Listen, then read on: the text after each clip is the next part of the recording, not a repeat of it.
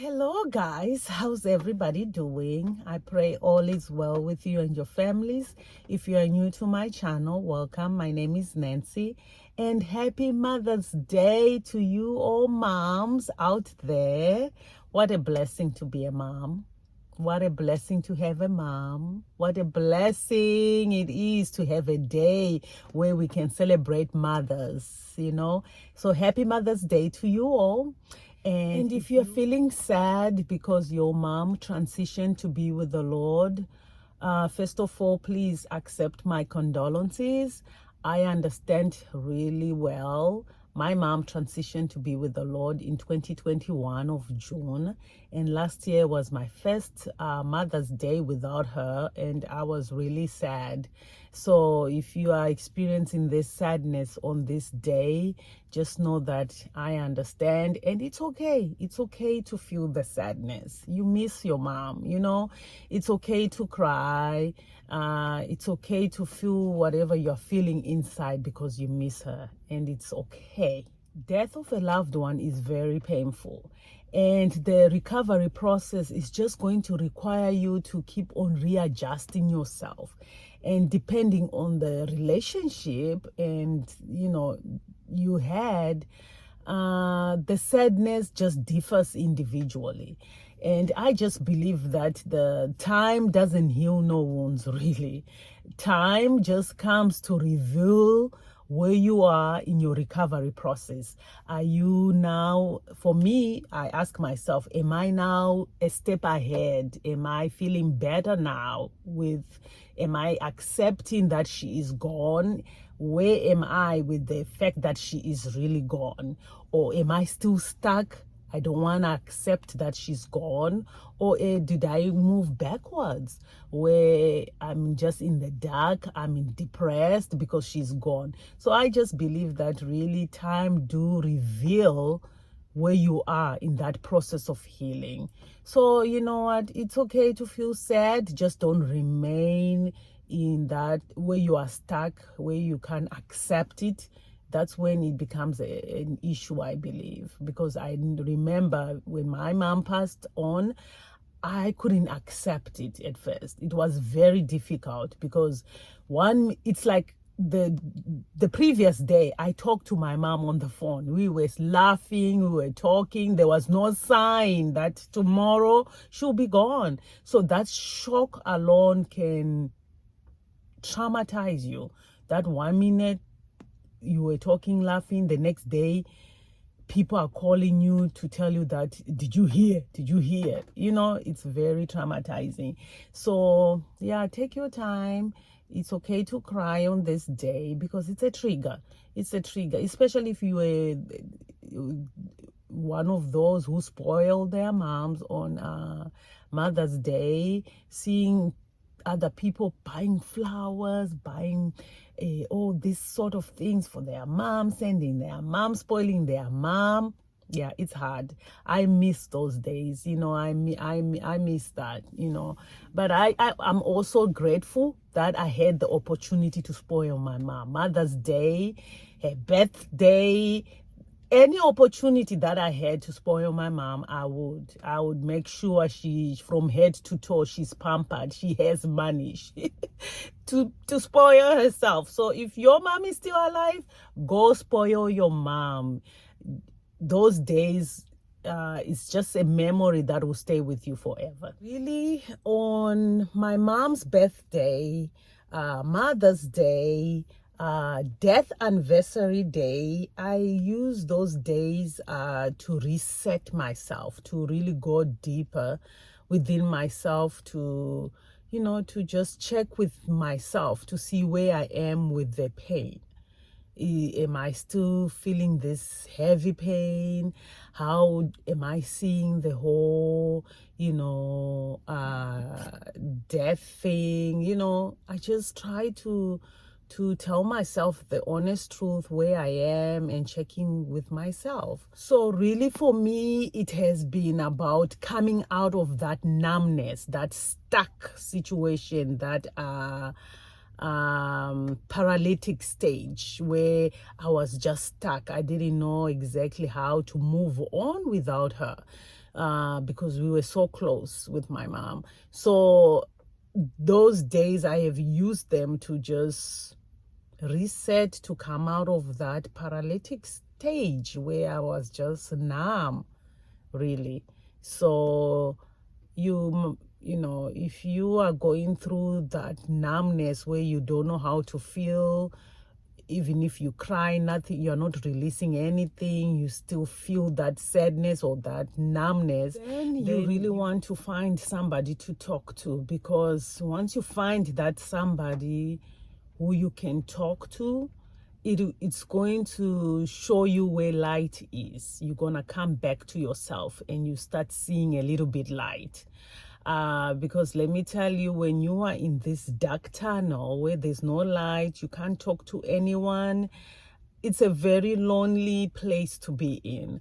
I lost all my appetite. I ate just a little bit, just for strength.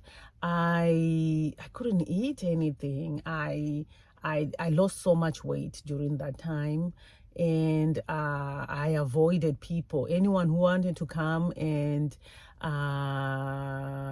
you know, comfort me, I wouldn't let them. I wouldn't allow anyone to come. I just avoided people. I lost interest of like life. I couldn't find any meaning with anything. It seemed like I went into this darkness and I felt alone. To me, it seemed like when my mom passed away, the next day everybody moved on. But when she passed away, let me tell you, I received, I don't know, more than 80 something text messages on WhatsApp, people wanting to tell me that my mom passed away. And I received more than, I think, 50 something phone calls, people wanting to tell me how that my mom passed away. And what I've learned is the people who want to give you the news, they just want to give you the news and hear your reaction or how you feel about it, and the next day they disappear. So it seemed like, oh, they are so concerned to want to tell you the news that your mom passed away, but then the next day all those people disappear. So it's something that it might shock you if you just recently lost your mom, that the people you think who were close to your parents, were close to you guys, will be there for you. You'll be shocked that those people will never be seen again. It's the people that you never thought of that will be raised by God to be there for you. And that number is very small. So that's another shock that you experience, especially if you lose both parents. You know, that's something I had to learn. So going through that phase alone of where it looked like everybody disappeared, I felt very alone, and I felt like we were now by ourselves, which is my siblings and myself. We are 5 of us. I felt like we were just alone now. No dad and no mom. And that's a lonely place to be in if you go down that by yourself. So you really need somebody to talk to.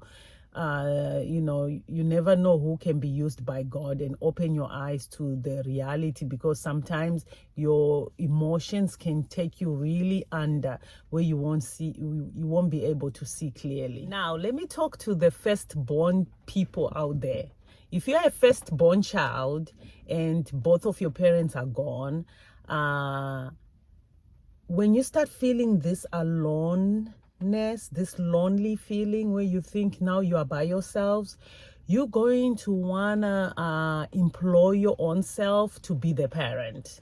That's what I did. And my siblings did not even employ me to that role. I employed myself to it, to be the mom, to be their mom and dad.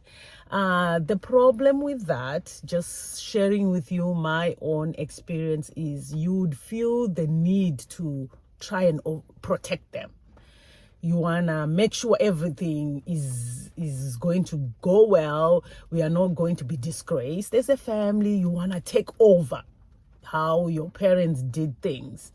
And unknowingly to you, you start trying to now take over things, making sure everything goes well, making sure all of them, they are comforted. Are they well? You want them to be well, to make sure they don't feel the pain you are feeling. So what happens in that time is you put your own feelings on the side. And they don't even know that you're doing it. You put your own feelings, you bury your own feelings. You say, you know what? Nah, you are fine. Let's take care of the siblings. So you take that role now and you start doing everything else, trying to be the mom, to be their mom and dad. I will just tell you right now, if you are in this situation, disemploy yourself right now, fire your own self, and start dealing with your emotions, your grieving, your pain. You need to fire yourself right now. I had to fire myself from this self-proclaimed counselor role, self-proclaimed parent role to my own siblings. I had to just fire myself from it. And this was when my husband really put me into check, like, you know, this is what you are doing and you need to stop and start grieving. So when I realized what I was doing, that's when I started grieving. And I don't know what it is with me, and it's something that really I'm praying to God about, because I did do the same thing when my dad passed away. I get into this role where I want everybody around me to be okay. I neglect my own feelings, and I try to make sure everybody around me is taken care of, is healed. They are happy, they are not sad. Yet my own self, I will be sad or sick or whatever is going on inside me. It's like I neglect myself and make sure everybody around me is doing okay. I don't know if it's a disease or what. I'm not sure, but we are working on it. But anyway, if you are in that type of role right now, just fire yourself and just be a shoulder to cry on, a listening ear, and that's all you can do. And the other thing is, when I was still in this denial, where I didn't want to accept that my mom had gone. I just wanted a resurrection to take place. I wanted her to wake up, for somebody to call me back and tell me that it was a mistake, or she just fainted or something. When you are still stuck in that, you will find out that the place where you receive the news, like for me, the area, one, it was the room itself, which was in my bedroom. The place where I was standing became a trigger. Anytime I entered my room, I had an anxiety attack. Anytime I sat at that place where I received the news, I had an anxiety attack. But when I finally started grieving and accepted the news within myself, that place in that room did not trigger me anymore. So if you are going through these anxiety attacks, it means maybe you haven't accepted that they are gone. And it's something that you really need to talk to somebody and come to realization or come to acceptance that they are no more. It's just something that you have to do. And you know, it's individually based, but you just don't want to remain in that place where you are not accepting it, because those attacks will keep on happening. So when I finally accepted that she transitioned to be with the Lord, I then wanted to hear what really happened. I went into the details of exactly what happened to her. Before then, I just didn't want to hear it. I didn't want to hear any explanation of what happened. I just didn't want to go there. But once I was in my acceptance stage, where I just said, you know what, it happened. You know what, God wanted her more. When I accepted that, I wanted to hear the details of the story. How she passed away. And me hearing what she went through, it made me connect also to my siblings, like my sister who was on the phone, how she was trying for people who were back home, because my sister is in UK, so she was talking to my sister-in-law back home in Zim, while she was hearing my mom on the floor, while she was trying to connect to the doctors that can come to a just hearing the story made me just be more remorseful towards my sister too, because I was like, oh my gosh, she heard the last breath of my mom. And then when I heard the story of my brother, that my brother was on his way at work, but for some reason he wanted to use the bathroom, so he turned around, went back to his house, because he lived like 10-15 minutes away from our family home. So when he went back home to use the restroom, the wife had received a call from my other sister-in-law telling her to tell my brother to come home quickly because my mom had fallen on the floor. So it's like God made my brother go back home so that he can, because he didn't have a phone, so he can get the news, so he can run home and drive my mom to the hospital. So my brother was able to run home, pick my mom from the floor with my other sister-in-law to put them in the car, and they drove to the hospital, only to get there to be told that my mom passed away while in transition to the hospital. And the horror of them being told that because it was COVID season, they were told they couldn't take my mom inside the hospital because she was already dead. So they had to sit and wait for the mortuary people to come and take my mom's body to the mortuary. So they sat in the car for 2 hours with my mom. My mom was dead on my sister-in-law's lap for 2 hours, and they sat in the car, and it was hard. So hearing the whole story, it takes you it removes you from yourself, thinking about you. It made me like be remorseful to, oh my goodness, my sister had to hear the final breath of my mom, my brother running back, my sister-in-law seeing my mom passing away on her lap. All that, bringing it all together, made me more remorseful to them, and more like, oh my goodness, I'm just thinking about my trauma, my shock. How about these people?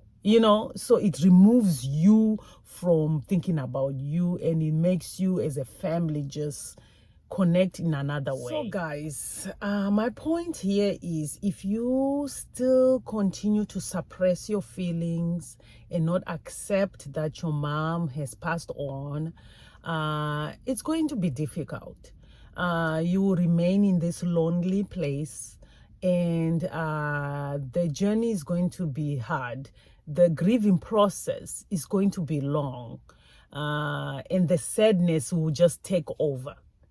So instead of remembering the good times that you shared, you will be just stuck in this sadness. But the minute you accept it, you'll be able now to go in this healing journey. Like I said before, pain won't heal anything. It will just reveal where you are with that grieving process. Yeah, I'm pretty sure your mom wouldn't want you to remain in this sadness. Yes, pain is really painful. You have to feel the pain, but you have to push through it. Cry if you have to, but most importantly, you have to speak to somebody and speak to God about that pain, so that you'll be able to see light at the end of the tunnel. They say it takes a lot of energy to hold feelings inside than it is to release your feelings.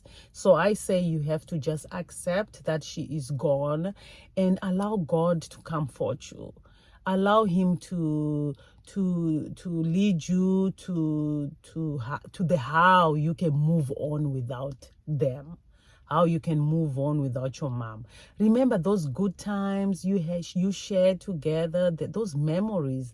That's what you now need to dwell on, than to dwell on the regrets, like, oh, I wish I did this and this and this. You did what you did at that time that God gave you. So I'll say just allow yourself to be comforted.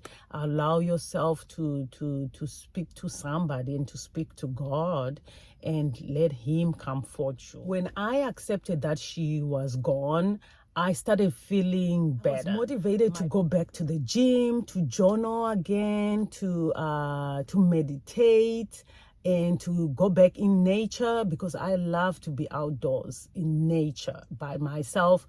And let me tell you, when I went to the parks, the ducks did it for me. They were healing. Whenever I sat somewhere, there'll be a number of ducks that would just come and sit under the same tree that I was sitting. And I felt like, oh, maybe that's my mom just comforting me, you know? So nature did it for me.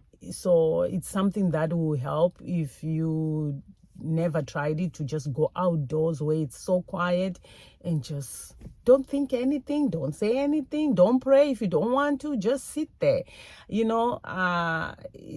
It's so healing. So today I choose to remember my mom by just sending her some letters, and I have 5 letters that I wrote, and I just write each letter on the balloon, which represents her children with their families. And her favorite color was green. That's why I'm wearing green, and that's why I have green balloons. And when I cook or clean or do things that my mom used to love to do, I feel like that's part of her that is in me. That's how I keep her close to my heart. So guys, on this Mother's Day, I hope you are choosing to celebrate your mom in the most memorable way as possible, by remembering all the fun things you used to do. And if you're still in pain, it's okay to cry, but also you have to choose not to stay stuck in that shock or stay stuck in that sadness. As long you are crying while you are moving along, just know that she is with you. She's already part of you.